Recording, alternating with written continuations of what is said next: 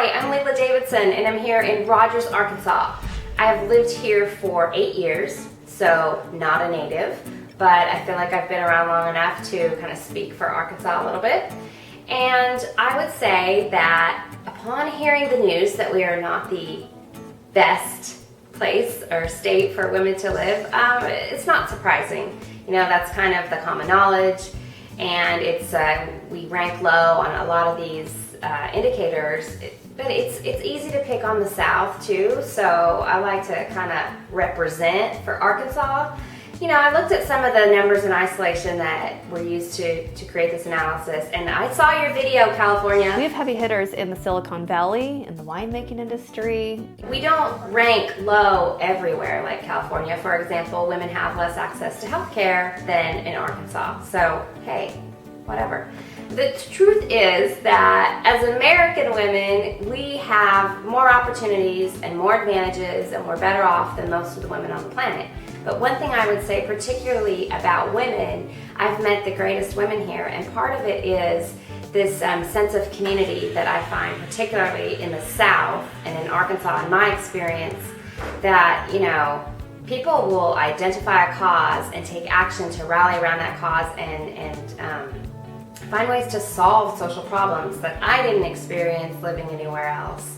So I want to introduce you to some of those women, and hopefully you'll get to see a new side of Arkansas that you didn't know existed.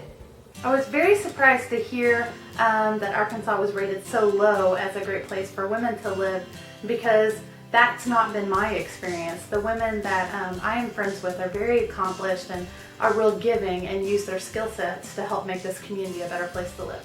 I think one challenge that I've seen might just be the diversity factor where we live here, especially in Northwest Arkansas.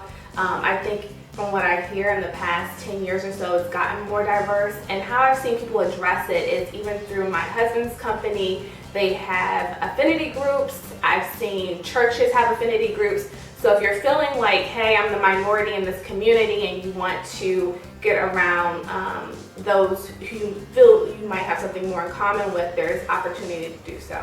We're working with a nonprofit that is really the first in the state of Arkansas, that we are trying to make sure that women and children feel safe and protected in our community, and that it's not just one place that they can go for protection, but it's the entire community, that we really embrace them and help them feel like this is just a phase that we can support them and move beyond. You drive around and you see people running, you see people walking, you see people biking, you see people streaming up hammocks in parks and hanging out. You see their bicycles sitting next to them, and it's just like everybody wants to be outside. I love it here. I think it's one of the best places for women to live because it's safe, because there are a lot of opportunities to get involved in the community.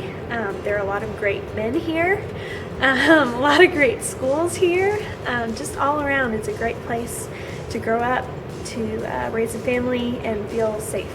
I have access here to everything I've needed: education, healthcare, opportunities for my family and my children, and it's a great place.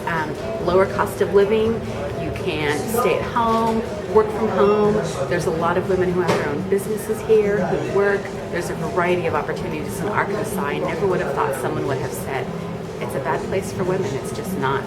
Some of the challenges I see in Arkansas are some tough-hitting topics such as domestic violence, and that's one of the issues that I'm passionate about, that I've worked with a lot of people in Arkansas to help change that. So some of the women that are here that are so great have skill sets that we've been able to tap into to tackle these tough issues and work to eradicate, like say, domestic violence and make it a better, safer place for our family to live.